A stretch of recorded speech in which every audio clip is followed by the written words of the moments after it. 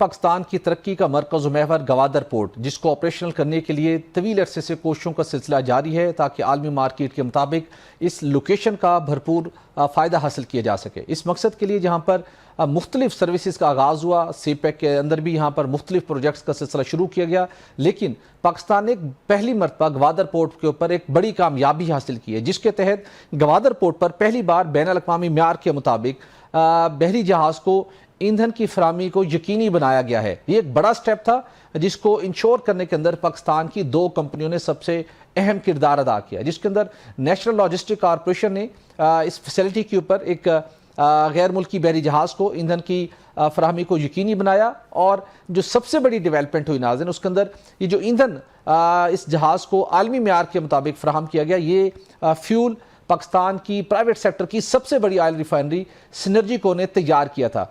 سینرجیکو refinery جو کہ port Qasim اور دیگر پوائنٹس کے اوپر یہ سروس پہلے تو فراہم کر رہی تھی، لیکن گوادر پورٹ کا ایسا یہ ایک سلسلہ تھا جس کے اوپر نگاہیں منتظر تھی کہ یہاں پر بھی یہ بنکرنگ آپریشن شروع کیا جا سکے، اور اب اس کا باضابطہ آغاز ہوا ہے۔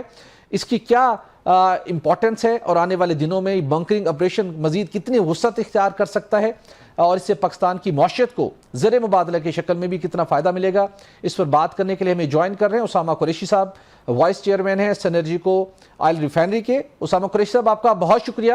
اسامہ قریشی صاحب، یوں تو سب کی نظریں ہمیشہ ہی گوادر پورٹ پر جمی رہتی ہیں، اور اب جو خطے کی صورتحال تھی اور جو نئے تجارتی روٹس ڈیولپ ہو رہے ہیں اور جو ڈیفرنٹ سینیریو ڈیولپ ہو رہے ہیں، اس کے اندر یہ امید پیدا ہوئی ہے کہ گوادر پورٹ بھرپور طریقے سے اپنا کنٹریبیوشن کرے گا آنے والے دنوں میں ملک کی معیشت میں۔ اب یہ جو سٹیپس لیا گیا ہے، جو کہ بنکرنگ آپریشن کیا گیا ہے، جو کہ غیر ملکی بحری جہاز کو فیول کی فیسلٹی دی گئی، یہ ٹیکنیکلی کتنی بڑی اچیومنٹ ہے، کیسے اس کو ایگزیکیوٹ کیا گیا، اور سینرجیکو آئل ریفائنری کا اس کے اندر کتنا اہم رول ہے؟ سہیل صاحب، بہت شکریہ، آپ نے مجھے پروگرام میں دعوت دی اور اس ٹاپک کو ڈسکس کیا۔ یہ بالکل ایک بہت ہی بڑی اچیومنٹ ہے پاکستان میں کہ گوادر کے اوپر ایک ایکٹیویٹی دکھی اور بنکرنگ آپریشن کے تھرو جو ہے وہ پرووائڈ کیا گیا۔ ایک ایل این جی کا بہت بڑا کارگو تھا جس کو 2500 ton V L S F provide کیا گیا۔ میں تھوڑا سا بیک گراؤنڈ بتا دوں کہ کیسے یہ سٹارٹ ہوا اور گوادر کی بات اور باقی بات۔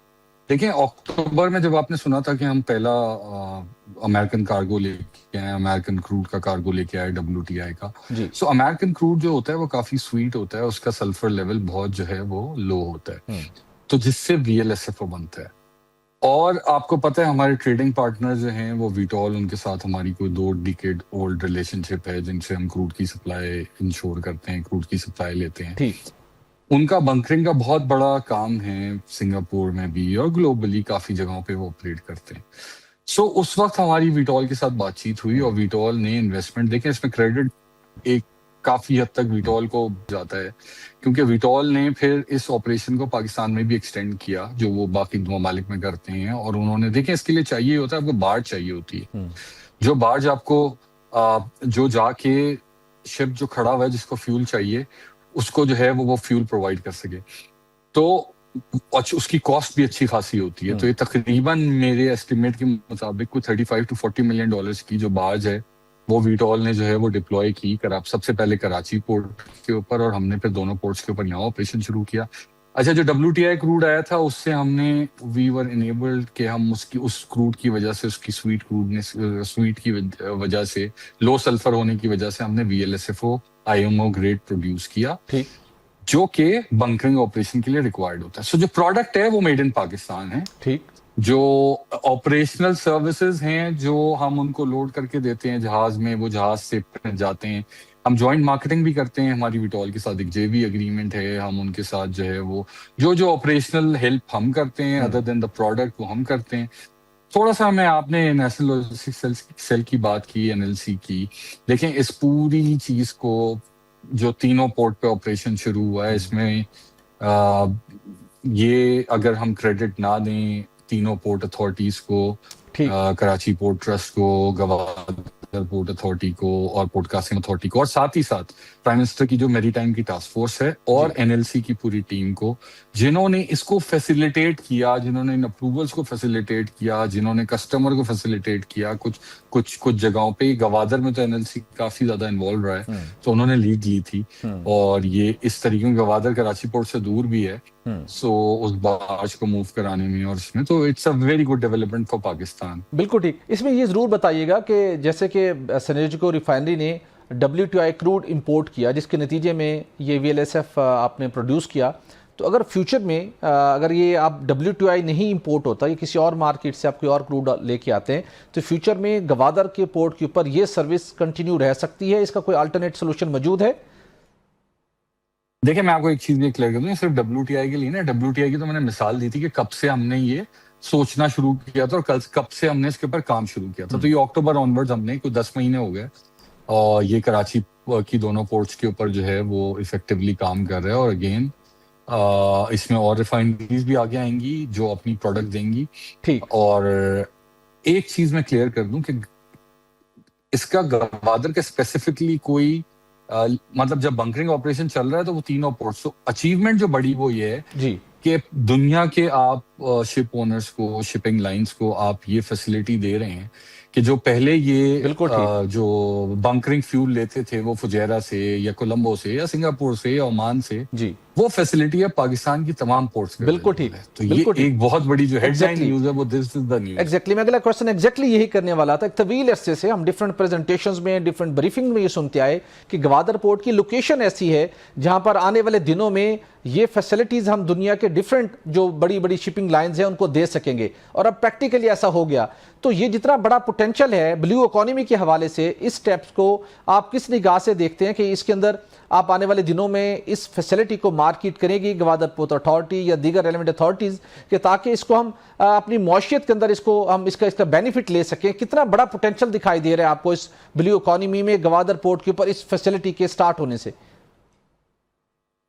دیکھیں بھٹی صاحب، پوٹینشل تو بہت ہیوج ہے، کیونکہ آپ اگر دیکھیں تو یہ بنکرنگ بزنس پاکستان میں نہیں تھا. اگر تھا بھی تو اسٹیٹ اونڈ آئل کمپنی جو ہے وہ امپورٹ کرتی تھی بنکرنگ، اور پھر تھوڑے عرصے کیا ہے انہوں نے، اور وہ یہاں پرووائڈ کر دیتی تھی ڈائریکٹ تھرو آئی تھنک کسی ایک کمپنی کے یہاں پہ، بٹ وہ امپورٹ کر رہے تھے. ہم اس پوری جو بنکرنگ بزنس سٹارٹ ہوا ہے، اس کی جو خوبصورتی ہے وہ یہ ہے کہ یہ جو پروڈکٹ ہے وہ میڈ ان پاکستان ہے. آپ نے ایک اور سوال کیا تھا کہ اگر WTI کروڈ نہیں آئے گا تو کیا یہ نہیں ہوگا؟ ایسا نہیں ہے سر، اور بھی سویٹ کروڈ ہے. آپ نے پہلے بھی میں آپ کے انٹرویوز میں بتا چکا ہوں کہ ہم جو ہے وہ اب فوکس اپنی ریفائنری میں زیادہ تر لو سلفر کروڈس کو ہی کر رہے ہیں، اور ہم اس کو ہی آپریٹ، ہم نے ویسٹ افریقن کنٹریز سے بھی منگایا، ہم نے برازیل سے بھی منگایا.